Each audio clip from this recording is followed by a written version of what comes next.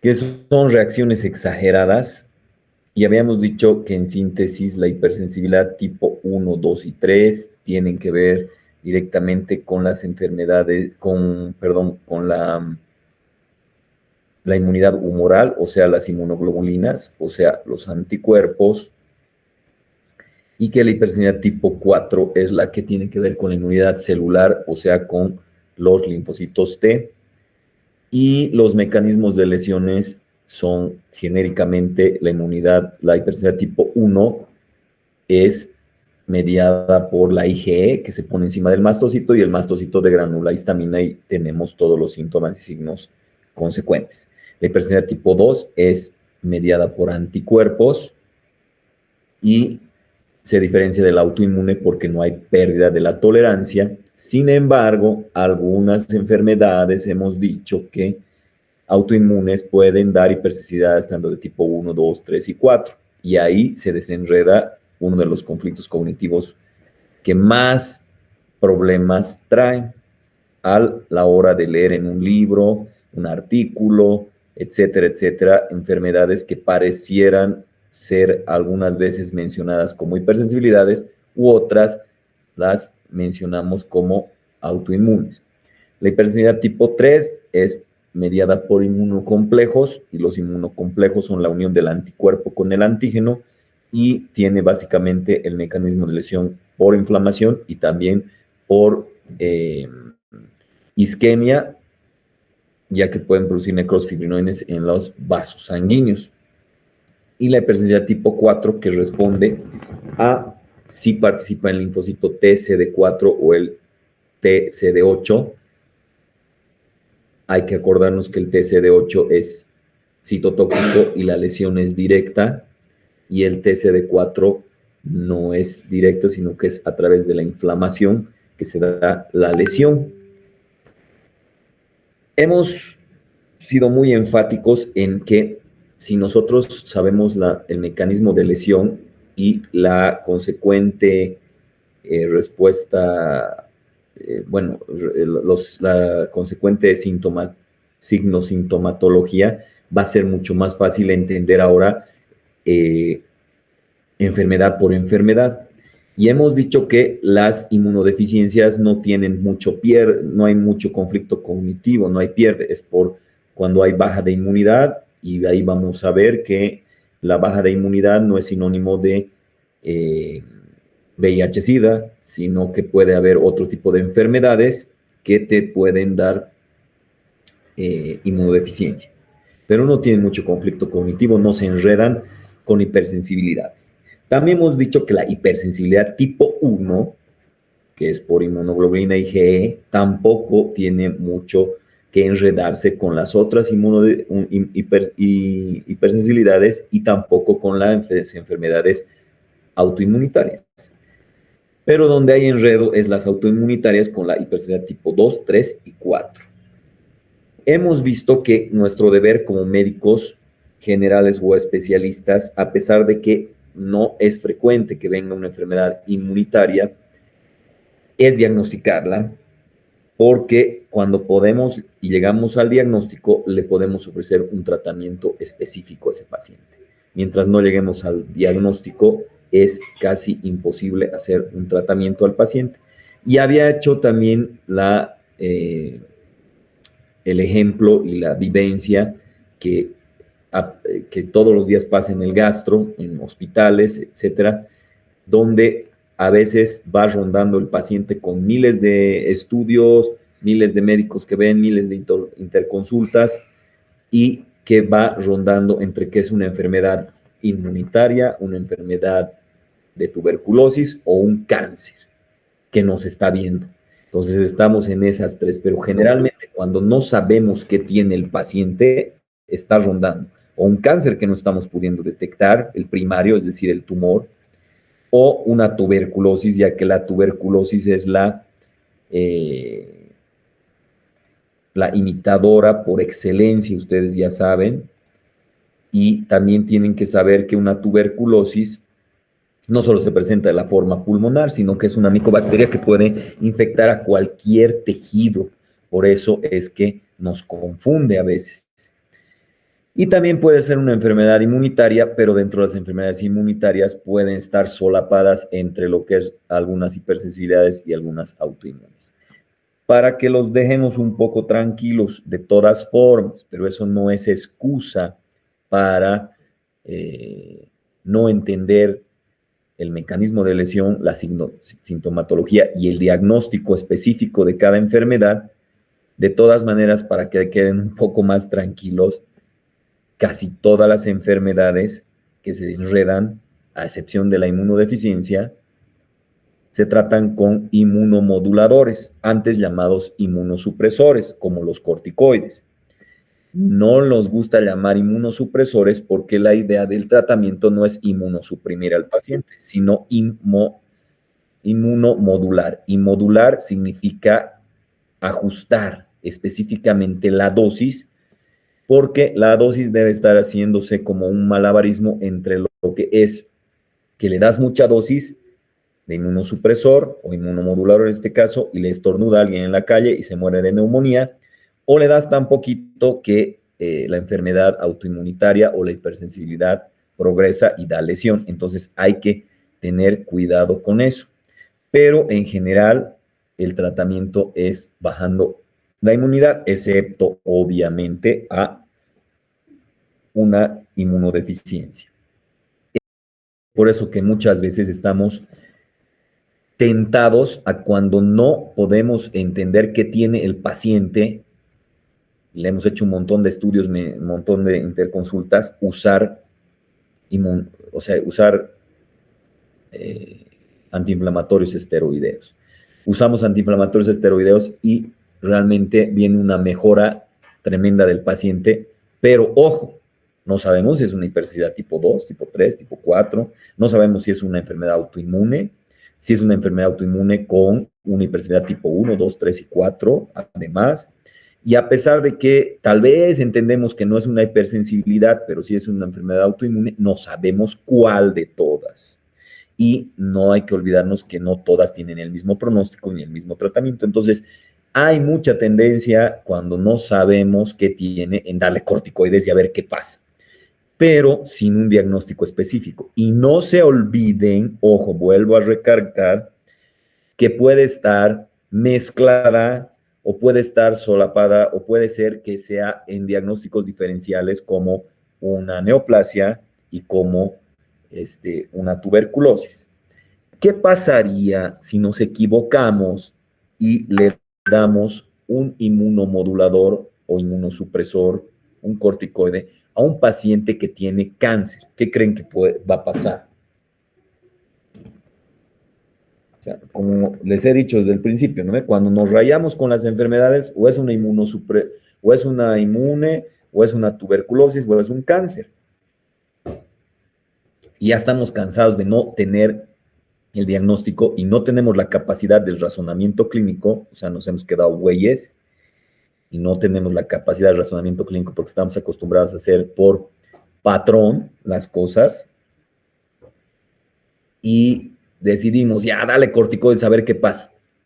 Pero en realidad el diagnóstico no era una enfermedad inmunitaria, sino era una enfermedad neoplásica. Y eso va a entrar en el examen. Alguien me hace recuerdo que lo apliquemos en un contexto clínico y lo vamos a poner en el examen. A ver, si le doy corticoides a un paciente con cáncer, ¿qué es lo que va a pasar? ¿Alguna idea? Podría exacerbarse, doctor. Exacto, porque el sistema inmunitario es una de las cosas que hace que no se prolifere descontroladamente una célula, porque tenemos a los linfocitos citotóxicos, a los TSD8, que pueden activar el mecanismo de apoptosis y frenar a esas células neoplásicas. Podríamos hacer que se disemine el cáncer. ¿Qué pasaría si le damos corticoides a una tuberculosis? También, doctor, se puede exacerbar. Lo fundimos al paciente, ¿no ve? Porque vamos a hacer que tenga una tuberculosis miliar. ¿Qué quiere decir eso? Que se disemine por todo lado la tuberculosis. Entonces, por eso es que me detengo, vuelvo a decir, creo que cada clase he dicho esto. En realidad, a mí no me interesa que se aprendan tanto que la interleucina 8, que la 6, que el factor necrotumoral, no tanto. Me interesa que les caiga el 20, como dicen en México, se den cuenta de que este tema es importante. ¿Por qué? Porque va a ser poco frecuente ver a ese paciente, pero cuando venga esa enfermedad, necesitas tener las herramientas, la capacidad, el razonamiento clínico para poder llegar a ese diagnóstico. Y ya les estoy dando claves de vida de un médico. Cuando no sé qué tiene ese pinche paciente, pensa en un cáncer que no estás viendo, pensa en una tuberculosis que no es pulmonar o pensa en una inmunitaria. Pero no uses, por favor, para descartar cuál de las tres es corticoides, porque tienes una posibilidad entre tres, puedes matarlo al paciente, aunque a veces he visto que se intenta o se logra, o se da los inmunomoduladores para esto. Ahora, lo hemos visto muy simple, digamos, ¿no? El mecanismo de lesión, la sintomatología de la dispersidad tipo 1, 2, 3 y 4. Ahora que ya está más entendido, más facilito, tienes claves mentales, vamos a ir un poco más específico. Esto, por si acaso, está libre en mi página del Prezi. Para los que no conocen, el Prezi es una manera de presentar, ya no es novedosa, pero es más, como que llama más la atención y cosas así, pero a veces puedes perder la atención del estudiante porque vuela, ¿no? Y así, así un lado. Se está viendo mi pantalla, ¿verdad? Sí, doctor. Entonces, eso puede producir tal vez un factor de distracción. Sin embargo, se las voy a pasar el link y ahí pueden ir a ver igual algunas cosas de inmuno. Pero básicamente lo que les decía que me importa es que ustedes lleguen a un razonamiento clínico para llegar a un diagnóstico y no nos quedemos solo en que, debe ser alguna inmunitaria y listo, le damos corticoides a ver qué pasa y si tienen tuberculosis lo mato al paciente. Dentro del razonamiento clínico hay actividades de pensamiento superior que ya se han cansado, se han aburrido mis estudiantes de práctica de que les enseñe esto.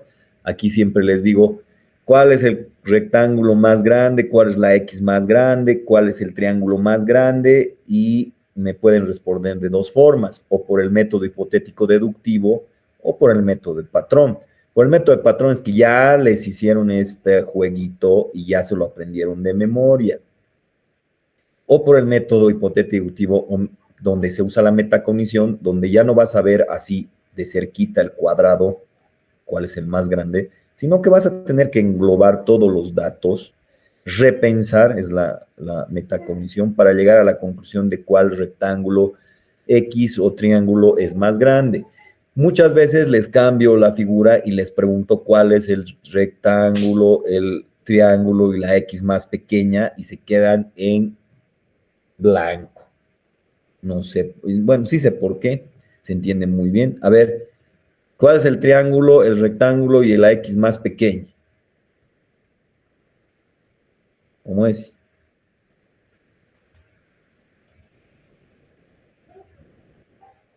Nada, nadie. A ver, Claudia Marlene, ¿qué te parece? ¿Cuál es el triángulo, rectángulo y la X más grande de esta imagen?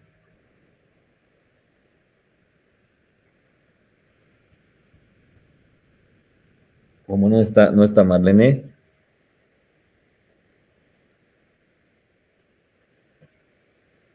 Nada, a ver. ¿Por qué si es una pregunta tan sencilla dudan en responder?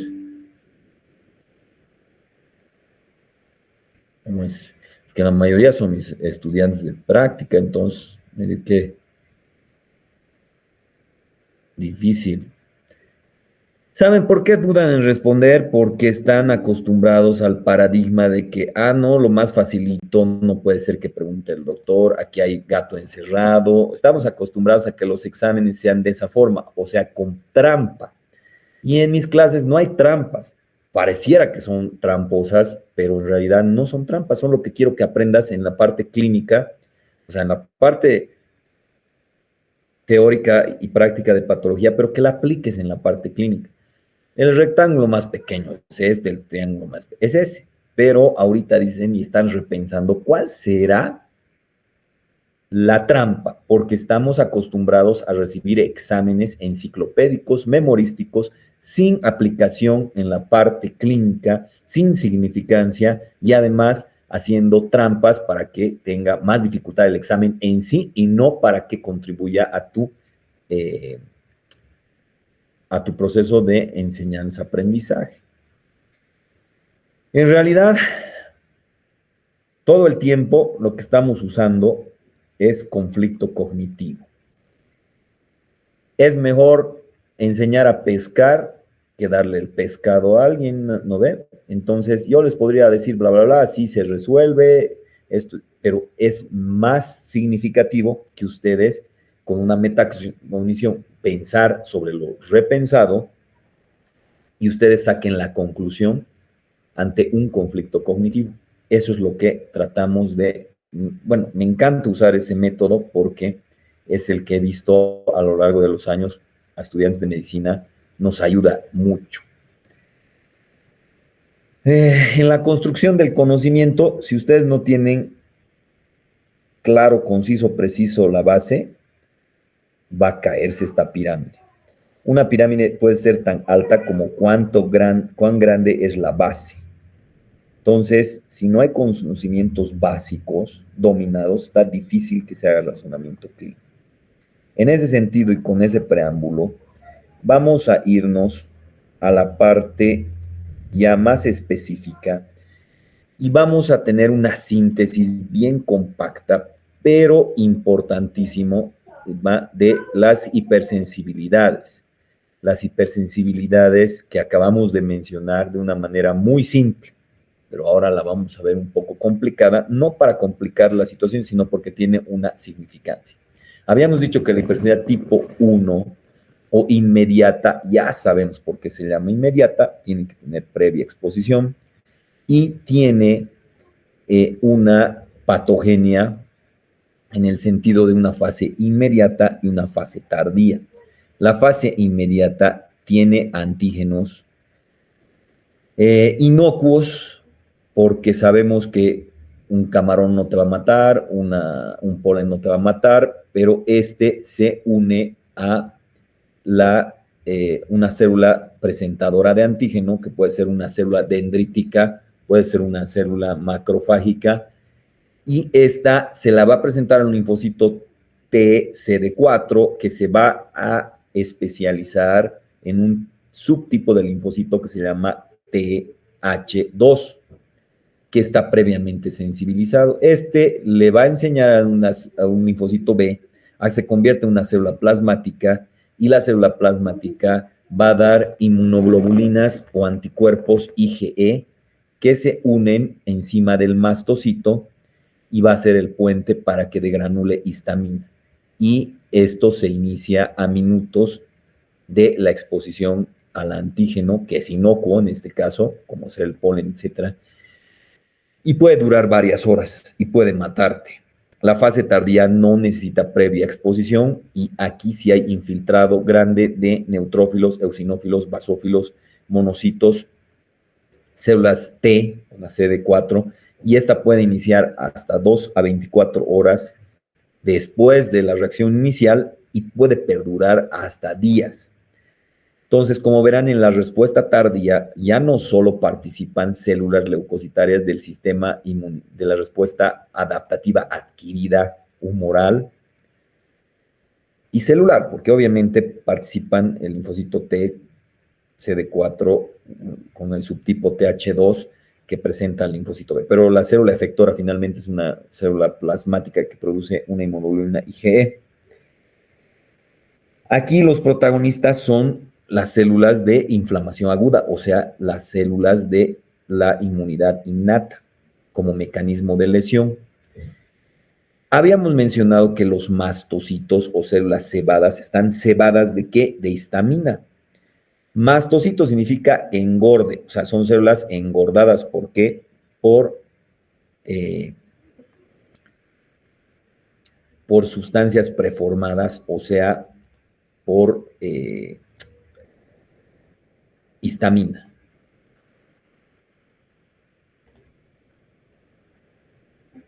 Estas van a estar quietas, van a estar en un lugar, habíamos dicho, que están cerca a los vasos sanguíneos, a los nervios, a los tejidos subcutáneos epiteliales, y pueden ser activadas, ojo también con esto, no necesariamente con una inmunoglobulina IgE que se pone encima, sino también con el calor, con la luz solar, con el frío. Por eso no es raro que pueda haber alergia al frío, alergia al calor, a la luz ultravioleta. También se ha visto que se puede estimular directamente con la metilina, que es parte de la miel de abeja, o sea que no necesaria. Ojo, y aquí hay una... pongamos esa pregunta de examen. Alguien ojalá esté tomando nota, porque podríamos poner un caso clínico donde un paciente de, no sé, 5 años, 6 años, es picado por una abeja y tiene dolor, calor, rubor, edema y demás, pero nunca se había expuesto a la picadura de una abeja, lo que sería contradictorio en pensar que es una hipersensibilidad tipo 1 inmediata, porque tendría que haberle picado una vez una abeja y recién reaccionar con la segunda picadura. Pero este paciente la pica la primera vez y casi se muere. ¿Cuál es la respuesta a esto? Igual es una hipersensibilidad tipo 1, pero no es por IgE. Por lo consiguiente, no necesita previa sensibilización, directamente activa inmediatamente la degranulación de histamina. Otras que pueden activar directamente son la interleucina 8 y la anafilotoxina, que ya habíamos visto que es la C3 y la C5, ¿no ve? Dentro de del complemento, esa es la anafilotoxina. Hay otros que degranulan histamina, que hemos dicho que se llaman, que son otras células, pero no están ahí quietas, sino que circulan. Son los basófilos, similares a los mastocitos y no están normalmente en los tejidos, sino que están circulando en la sangre. Tienen igual receptores para IgE y gránulos citoplasmáticos. Aquí nosotros ya en la anterior clase hemos aclarado esto. Antihistamínicos versus corticoides. ¿Cuándo y cuál vamos a dar? ¿En qué etapa de, por ejemplo, una reacción anafiláctica? Ahora, viendo la sintomatología o la signosintomatología. La respuesta histamínica puede ser sistémica o puede ser local. La más temida es la sistémica. ¿Qué vamos a tener? Vasodilatación, edema, contracción del músculo liso, aumento de la producción de moco, inflamación con lesión tisular, porque ya hemos visto incluso que las 24 horas, 2 a 24 horas ya la respuesta es inflamatoria aguda. Puede ser local también, y ahí puede tenerse síntomas y signos específicos como exantema, ampollas en la piel, la rinitis alérgica, que es solo localizada porque tienes rinorrea. También puede haber conjuntivitis, que no es infecciosa, no va a funcionar un antibiótico ahí. También puede haber respuestas específicas en órganos locales como ser gastroenteritis, el asma, que es a nivel bronquial, también es específico y no es sistémico. Y todo esto tiene que ver ¿con qué? Con la histamina. Ahora, ¿qué ejemplos tenemos de enfermedades que tienen que ver con la hipersensibilidad tipo 1? No nos rayamos mucho, ¿no ve? Con la de tipo 2, 3, 4 y las autoinmunes. No hay mucho pierde ahí. Son pacientes que comúnmente les llamamos atópicos. ¿Qué significa eso? Tendencia a la reacción de hipersensibilidad tipo 1 porque tienes niveles elevados de IgE y TH2. Si me preguntan por qué, la respuesta es no se sabe hasta la fecha. Aquí hay un conflicto cognitivo grande que incluso lo he visto hasta en el Hospital General de México, en conferencias en México, en conferencias en Brasil, donde se pregunta, ¿conocemos las etiologías de las enfermedades inmunitarias? La respuesta es no, porque si la conociéramos, la quitáramos y entonces se curaría el paciente. ¿Conocemos el mecanismo de lesión? La respuesta es sí, pero los pacientes atópicos se han visto que tienen IgE aumentada y linfocitos TH2 aumentados, que puede ser atribuido a una alteración, mutación, tendencia de HLA-DQ, o sea, genética, puede ser. Que puede ser que hay teorías que tienen que ver con las hormonas, con mayor estrógeno y demás, puede ser, pero no tenemos la causa específica. El 50% de los atópicos, de las personas que son alérgicas, tienen un familiar positivo para alergia. O sea que esto apoyaría un poco a la, como decir, a la teoría genética, ¿no ven? Pero también hemos visto factores ambientales. Por ejemplo, nosotros sabemos que vamos a compartir con los chimpancés un 95% de similitud con el código genético. Y entonces, si fuera a apoyar a la teoría genética, entonces diríamos, los chimpancés también tendrían que ser alérgicos en la misma...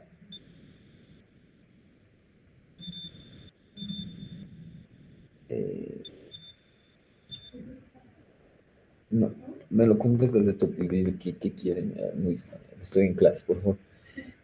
Entonces tendremos el mismo porcentaje de alergias, ¿no ve? Y no es así. O sea, tendrían alergia a los chimpancés y no jala así. No tienen alergia, por ejemplo, a los perros ni a los gatos y nosotros sí. Lo que apoya a la teoría ambiental, ¿no ve? De que hay exposición a contaminantes ambientales. Entonces, en resumen, comparte la parte genética, un poco la ambiental. Algunos tienen una teoría mucho más lógica, que es que tienes la susceptibilidad genética, pero tiene que haber un detonante ambiental. Aquí también se menciona la teoría de la higiene.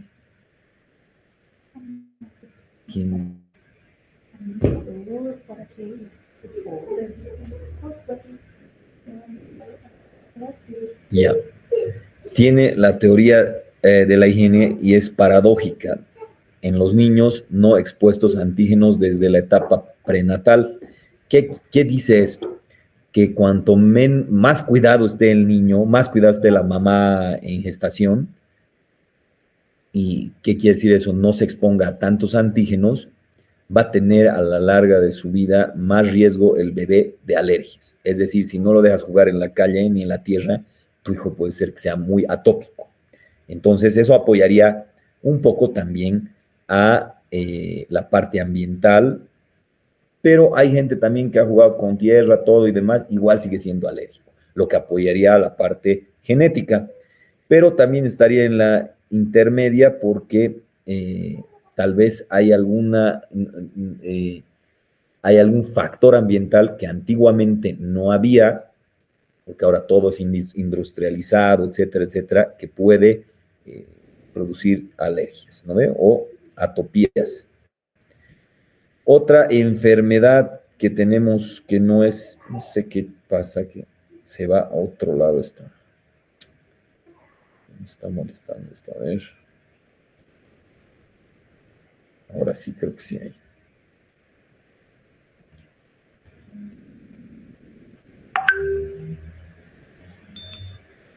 Sí, ahora sí funciona. Entonces, bueno, antes de pasar al siguiente, ¿no? El 20 a 30% de las hipersensibilidades tipo 1 no se dan asociadas a la IgE ni a los TH2. Eso descartaría, ¿no ven? Nuestra anterior, no apoyaría tanto a nuestra teoría anterior de por qué se da, me refiero a la etiología, ¿no ven? Entonces, ni a TH2. Esto es igual a que la alergia, de alergias no atópicas por mastocitos anormalmente sensibles a la activación por estímulos no inmunitarios.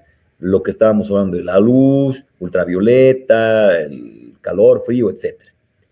Y también estaríamos hablando de la picadura de abeja, ¿no? Que ese como que confunde un poco, ese que no es calor ni frío ni nada, pero en una primera picadura de abeja te puedes morir, pero no tendría que ver con la sensibilización. ¿Por qué? Porque un compuesto de la miel puede activar directamente la degranulación. Anafilaxia sistémica. Ya han visto ustedes, ¿no? Igual mis estudiantes de práctica, los tipos de choque, que es un estado de hiperperfusión generalizada, y en este caso la causa es una masiva degranulación de histamina, y tenemos a la anafilaxia sistémica. Y cuanto más atópico es un paciente, cuanto más sensible, más fuerte puede ser la degranulación, incluso con estímulos muy pequeños. Por eso te puede matar una picadura de abeja, porque te puede dar un choque anafiláctico. La anafilaxia obviamente entra en el contexto de, ¿cómo se dice?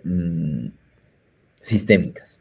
Y ya algunos ejemplos de locales sería la rinitis alérgica, alergias alimentarias, asma bronquial. Si se fijan, tenemos sintomatología general y es específica. Es lo que les decía al respecto de que si sabemos los síntomas y signos generales, cuando ya hablemos de específicas enfermedades, es mucho más fácil deducir. Por ejemplo, la rinitis alérgica va a dar obviamente una rinorrea. Alergias alimentarias pueden dar diarreas, vómitos, cólicos. Asma bronquial, obviamente, edema, espasmo bronquial. Algunas dermatitis alérgicas también pueden dar abones, eritema, prurito. Y las generales, ¿no? Bueno, los efectos generales pueden llegar hasta un choque, ¿no? Por la respuesta anafiláctica sistémica. Cuando hablamos ya más así a fondo de hipersensibilidad tipo 2, se han cansado de escucharme decir la diferencia entre la hipersensibilidad tipo 2 y la autoinmune y bla, bla, bla. Nos hemos enfocado mucho a las partes de los anticuerpos, pero no hemos hablado nada de los otros mecanismos de lesiones, porque no solo es que se opsonicen y que se marquen estos, sean marcados por unos anticuerpos y sea el mecanismo de lesión lo que trae un conflicto cognitivo a veces con una enfermedad autoinmune.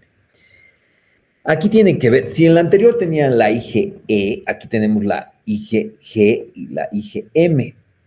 También en la hipersensibilidad tipo 3, por si acaso, ¿no? Pero la IgG, que es ya de una respuesta más tardía, y la IgM más aguda, se unen a las células con el antígeno en membrana o matriz extracelular. Los antígenos pueden ser endógenos o exógenos. Reaccionan contra los antígenos, que a su vez destruyen a las células por inflamación, o sea, macrófagos fagocitan a sí mismo directamente por la citotoxicidad mediada por anticuerpos. Esto nos explica varias cosas. Si el antígeno es extracelular,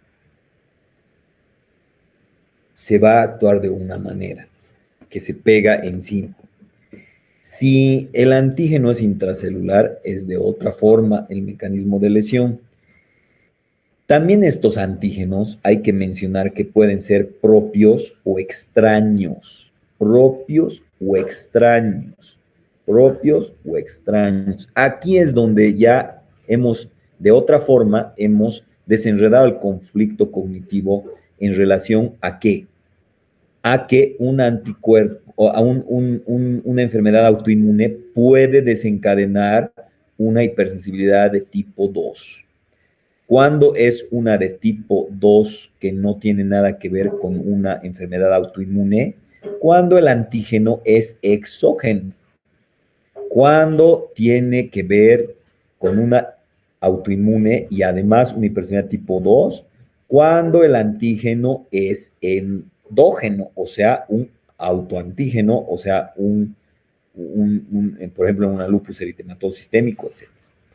También los anticuerpos activan la vía clásica del complemento, que también opsonizan por el factor C3b, el C4b. Esto no es lo mismo que el C3 y el C5, que era de la anafilotoxina de la 1, por si acaso. Y al activar el complemento, forma el complejo de ataque de membrana, y así es un mecanismo de lesión. Todo bien, hemos entendido que es directamente por el anticuerpo, pero no habíamos mencionado la disfunción celular como otro tipo de mecanismo de lesión. Es decir, no hay destrucción de la célula, no hay opsonización de la célula, sino que directamente el anticuerpo va a activar alguna célula efectora y eso va a dar la enfermedad. Es otro conflicto cognitivo en lo cual el sábado, lamentablemente, muchos de ustedes, de mis estudiantes de práctica en el examen general, han caído.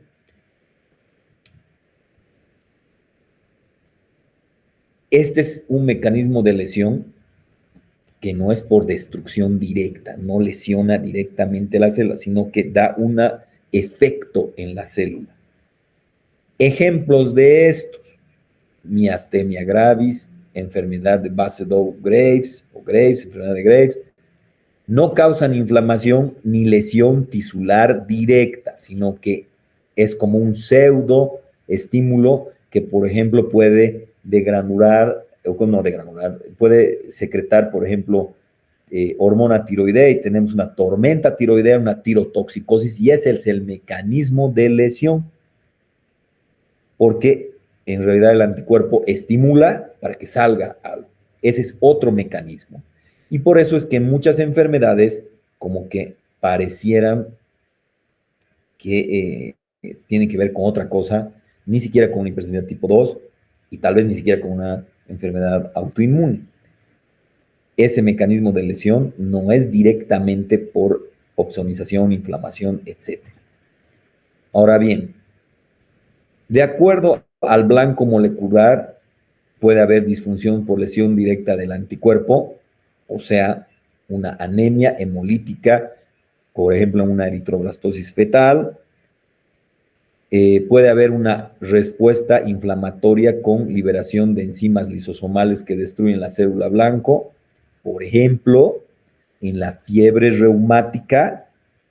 O puede haber una disfunción por opsonización que puede disminuir el estímulo o aumentarlo, por ejemplo, miastemia gravis o enfermedad de Graves.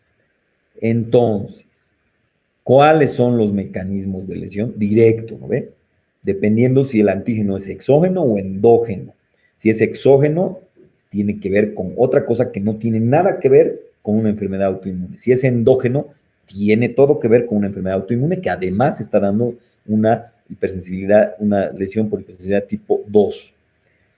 Básicamente es directamente cuando destruye un anticuerpo a una célula, por ejemplo, anemia hemolítica, o a través de una respuesta inflamatoria.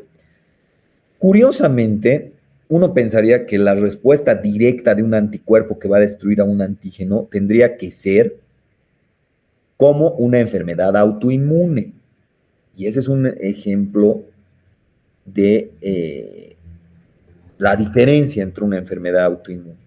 Hemos dicho que la enfermedad autoinmune, además de tener pérdida de tolerancia, ¿qué otra cosa más tendría de diferencia contra una hipersensibilidad tipo 2?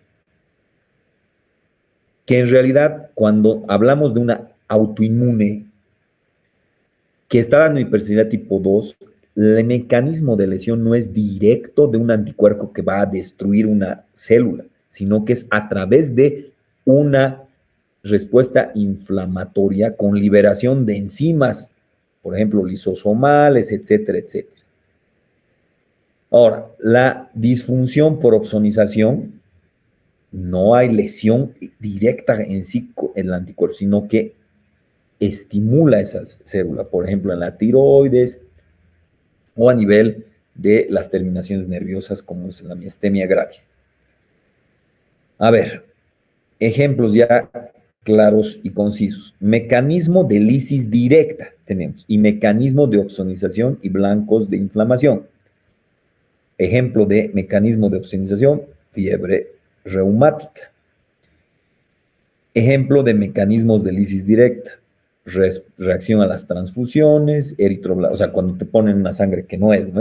Eritroblastosis fetal, ya hemos discutido mucho esto, complejo fármaco-proteína, es decir, cuando algún medicamento se une a una proteína, por ejemplo, la penicilina, se puede dar este caso, fármacos que modifican la configuración del antígeno endógeno, es decir, un fármaco que no es que hace que pierda la tolerancia, sino que modifican a una célula endógena y eso puede hacer que no la reconozca como propia, pero no es que ha perdido la capacidad de no reconocer al complejo mayor de descompatibilidad. Una anemia hemolítica puede ser, una granulocitosis y una trombocitopenia. Todas estas algunas de estas enfermedades crean un conflicto cognitivo, ya que se piensan que pueden estar, o sea, son iniciales de una respuesta autoinmunitaria, ¿no ven? Ahora, enfermedad de Graves, miastenia gravis, tenemos mecanismos de opsonización y disfunción sin lesión. Aquí teníamos mecanismos de opsonización con blanco de inflamación.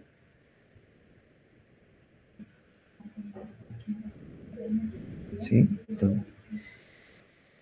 Entonces, ya más específicos, ¿cómo te lesiona una respuesta de hipersensibilidad tipo 2? La que ustedes sabían que así medio genérica la hemos hablado, ¿no ve? De opsonización y respuesta de lisis directa. El mejor ejemplo, se van a acordar de eritroblastosis fetal, listo, con eso ya se ubican bien de mecanismo de lisis directa. Ahora, mecanismo por inflamación, o sea, opsonización e inflamación, fiebre reumática. Mecanismo que no da ni lisis directa ni inflamación, sino que activación, ejemplo, en la tiroides y en las terminaciones nerviosas, enfermedad de Graves, enfermedad de miastenia gravis. Bueno, hipersensibilidad tipo 3, también participan IgG, IgM. Esta se va, o sea, ya sabemos de memoria, por un inmunocomplejo que se deposita en los tejidos en las zonas de alta presión y filtrado. Entonces se depositan estos inmunocomplejos. ¿Dónde hay lugares de alta presión? Por ejemplo, los glomérulos, por ejemplo, en la arteria más grande que saca sangre, que es la aorta. Entonces, inducen o sea, no es directamente el mecanismo de lesión porque es un inmunocomplejo y precipita y puede producir una obstrucción como tal, sino que eso puede producir una inflamación y una inflamación que sabemos que es potencialmente lesiva la inflamación y puede producir una necrosis de tipo fibrinoide en los vasos sanguíneos. Y en los vasos sanguíneos te da lo que se llama vasculitis, y eso puede producir una obstrucción, eso se llama isquemia, y la isquemia puede producir una necrosis de tipo coagulativa. Ese es el mecanismo de lesión de una hipersensibilidad tipo 3, pero siempre tiene que ver con qué, con inmunoglobulinas o anticuerpos, y tiene que ver con una respuesta inflamatoria, porque aquí obviamente hay reclutamiento de neutrófilos, de monocitos, otra vez liberan enzimas, generan radicales libres, activan el complemento. Y como les digo, puede haber otra manera de lesión que es a través de la vasculitis y complicarse con una necrosis fibrinoide del vaso y también una necrosis coagulativa de otros lados. Por ejemplo, podría producirse una necrosis coagulativa secundaria a una necrosis fibrinoide de un vaso sanguíneo y producir una vasculitis y necrosis en la piel. A eso se llama reacción de tipo Artus, que estaba en el examen, creo, ¿no?, del sábado, al cual pertenecía. Sí.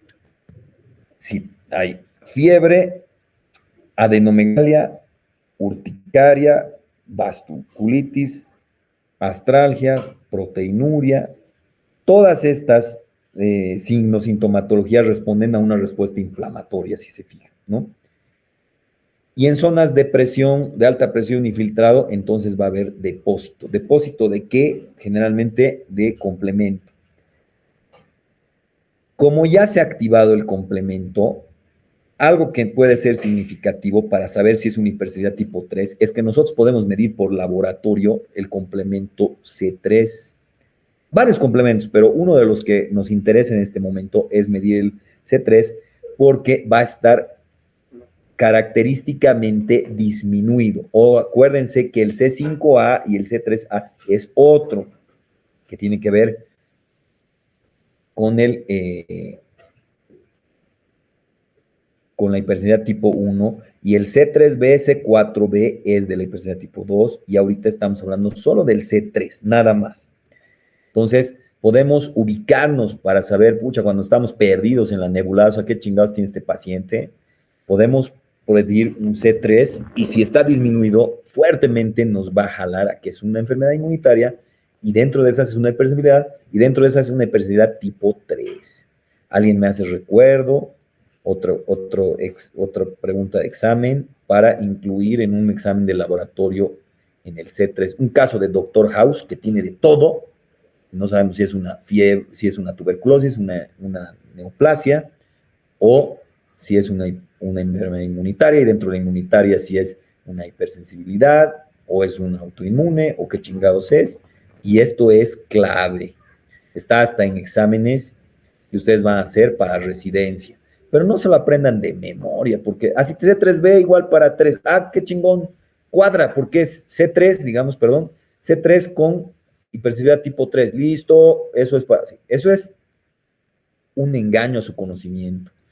Es un engaño a que quieran ser médicos realmente razonadores clínicos. Entonces, de memoria, no, porque ahorita ya están sabiendo por qué. Y cuando se sabe por qué, entonces es más fácil no olvidarse. Un ejemplo claro, conciso y preciso de este puede ser el lupus. Ah, doctor, pero el lupus es una enfermedad autoinmune. Sí, pero puede dar una hipersensibilidad tipo 3 porque hay autoanticuerpos, perdón, y hay antígenos internos que pueden desencadenar esto. Hipersensibilidad tipo 4, también llamada celular, retardada. ¿Se acuerdan? La inmediata, ¿cuál era? La 1, ¿no ven? La mediada por anticuerpos, la 2. La 3 es por inmunocomplejos. Es mejor llamarle por su sinónimo y así te ubicas mejor. Celular o retardada, aquí tenemos participación de 2 células T importantes. El colaborador, el TCD4 y el TCD8, el citotóxico. El TCD4 se va a especializar en un subtipo del linfocito T, el TH1. Ojo, ojo, cuidado, el TH2 era ¿de quién? De la hipersensibilidad tipo 1. El TH1 es de la hipersensibilidad tipo 4. Entonces pueden usar para memorizar si quieren esta vez, el mayor con el menor y el menor con el mayor. O sea, hipersensibilidad tipo 1 con un TH2, hipersensibilidad tipo 4 con un TH1. Esto también se va a aplicar a otra regla que les voy a decir en la parte de si reconoce o no reconoce al complejo mayor de histocompatibilidad tipo 1 y tipo 2. Lo mismo pasa. El tipo dentro de las TCD4 reconoce al tipo 1, al tipo 2, perdón, y el TCD8 al tipo 2. Bueno, pero eso no importa, ahorita después les explico eso.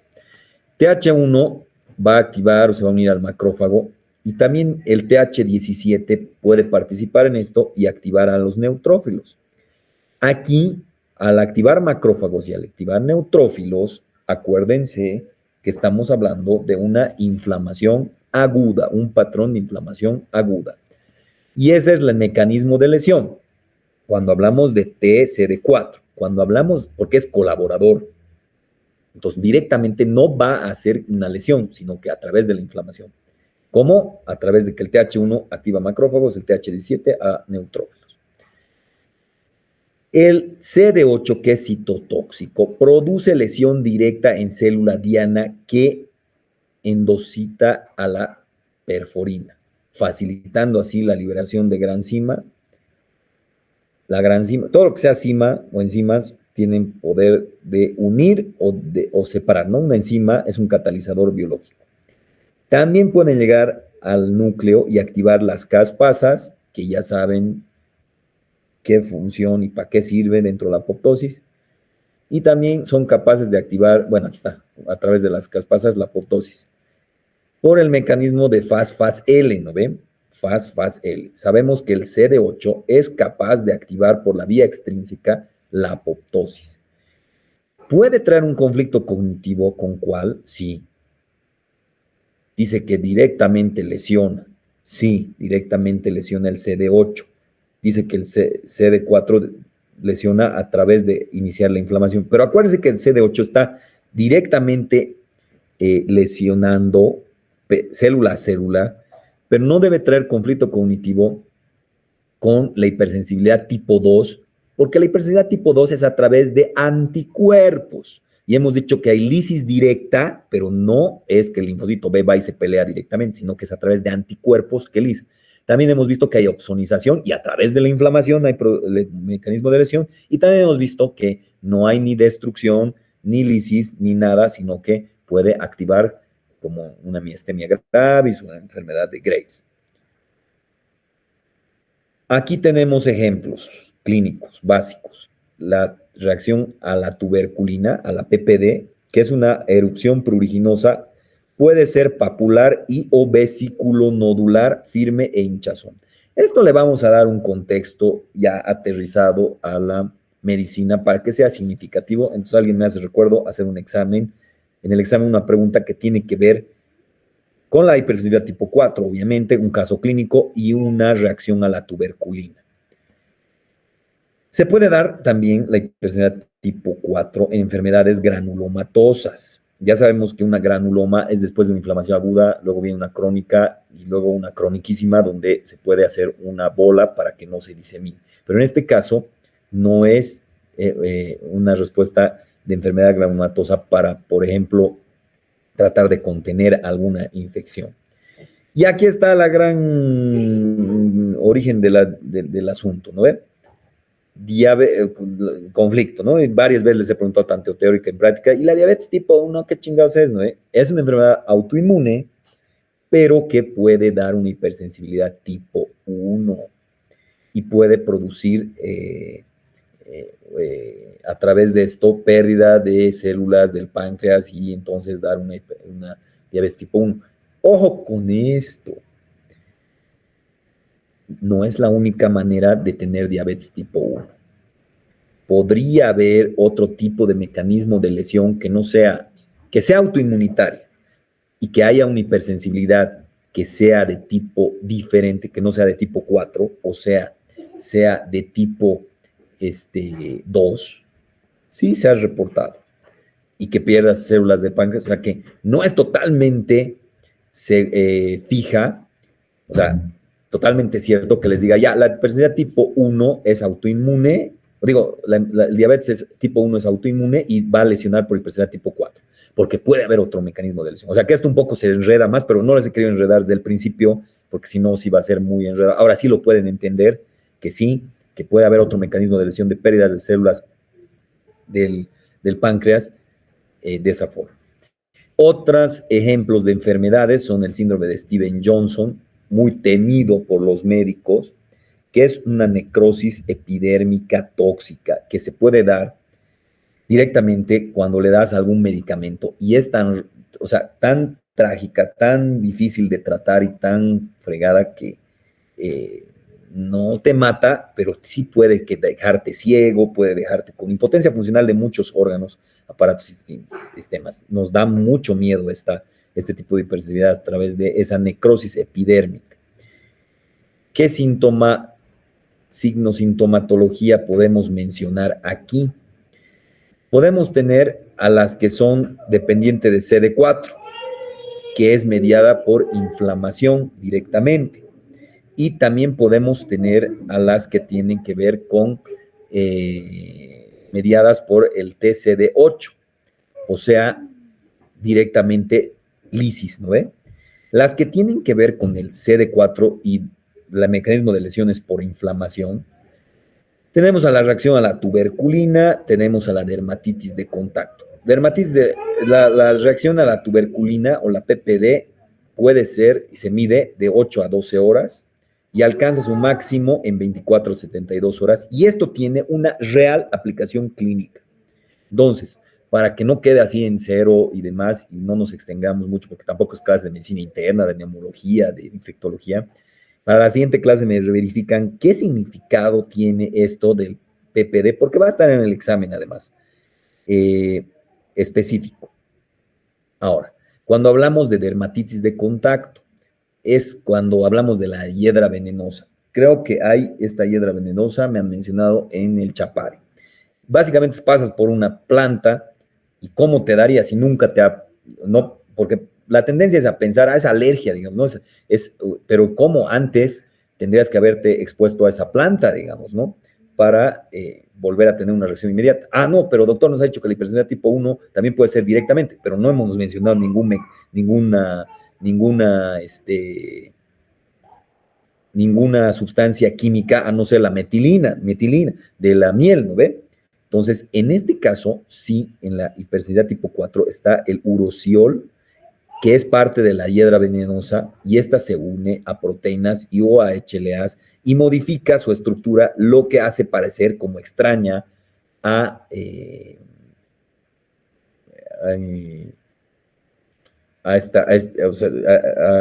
cuando te expones a esto, hace como que modifica, pero no modifica realmente la HLA en la parte genética, pero nuestro sistema inmunitario lo toma como extraño y los linfocitos T van a reaccionar, los CD4, ¿no? A esto a través, pero de una inflamación.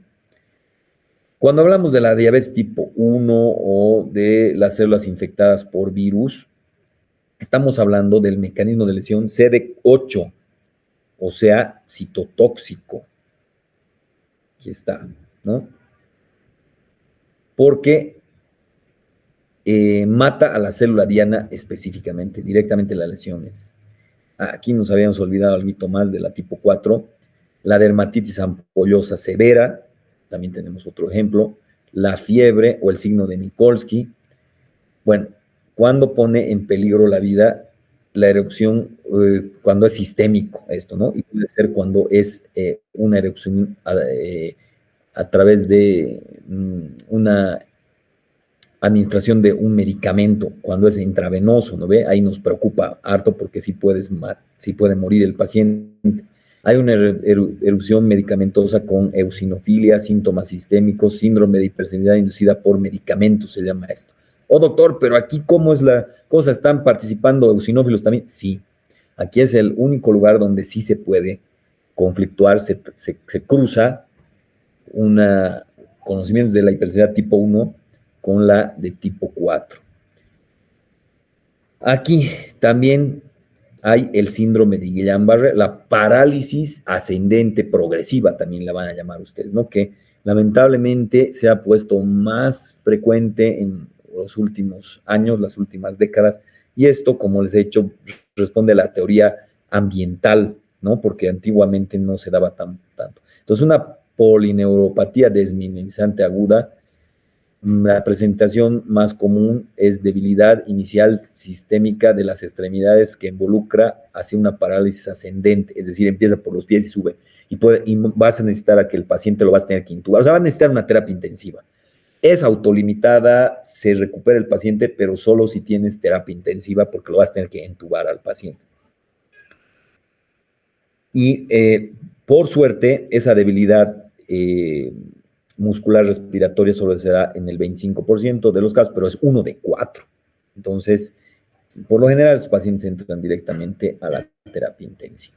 Bueno, hoy hemos visto más específicamente ya un poco más profundo lo que habíamos visto de una manera un poco simple en las anteriores teóricas de lo que es las hipersensibilidades, pero de plano cuando te enfrentan a toda esta información de inicio, lo único que hace tu cerebro es como Homero Simpson, unos 10, 15 minutos me vas a atender y después 20 a 30 los siguientes va a estar así, o intentando copiar algo en tus apuntes, o diciendo, bueno, lo voy a volver a ver en el video y nunca lo voy a entender. Entonces, se necesita una red semántica mental, una columna vertebral, primero, así sencilla, en tu cerebro, un script, un mapa mental, para que luego en ese mapa mental le vayas poniendo más ramas y más cosas. Hoy día en ese mapa mental de las hipersensibilidades tipo 1, 2, 3 y 4, le hemos puesto más cosas para que sea más digerible. No sé si hasta aquí hay alguna pregunta, duda, observación. Les voy a mandar, por favor me lo van a difundir, ahorita nomás ya, ¿dónde está? Al grupo de, ¿cómo se llama? Bueno, de su año, no sé cómo será.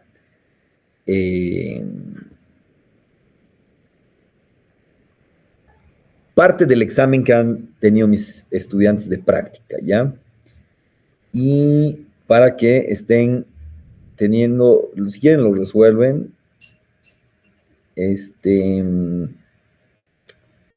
¿dónde está?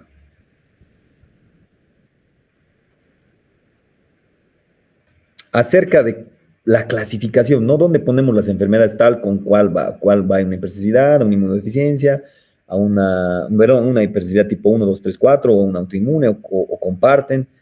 Está razonamiento clínico, era de... es. Entonces, no voy a calificar ni nada, solo es para que practiquen esto los que quieran, ¿no?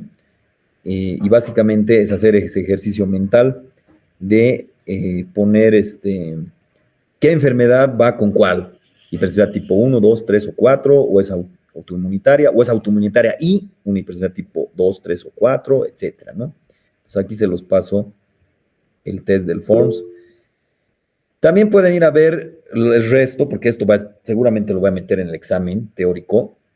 En mi página del Face está esta parte de las enfermedades inmunitarias, también parte del razonamiento clínico, y hay un test que es de la nomenclatura de las neoplasias. Pero para los que no son mis estudiantes, todavía esto es muy prematuro, ¿no? Lo vamos a ver cuando lo veamos la parte teórica. ¿Alguna duda, pregunta, observación? Bueno, si no hay dudas, preguntas, espero esté claro, porque yo sé que es bien complicado esto de las enfermedades autoinmunitarias, hipersensibilidades, etcétera, pero lo estamos haciendo de una manera lo más sencilla posible y lo más práctica posible para que el día de mañana, que sean médicos generales o especialistas, puedan utilizar estos conocimientos de una manera significativa. Bueno, nos vemos en la siguiente clase, chicos. Chau, chau. Hasta luego, doctor. Gracias. Chau, chau. Gracias, doctor. Hasta luego. Chao, nos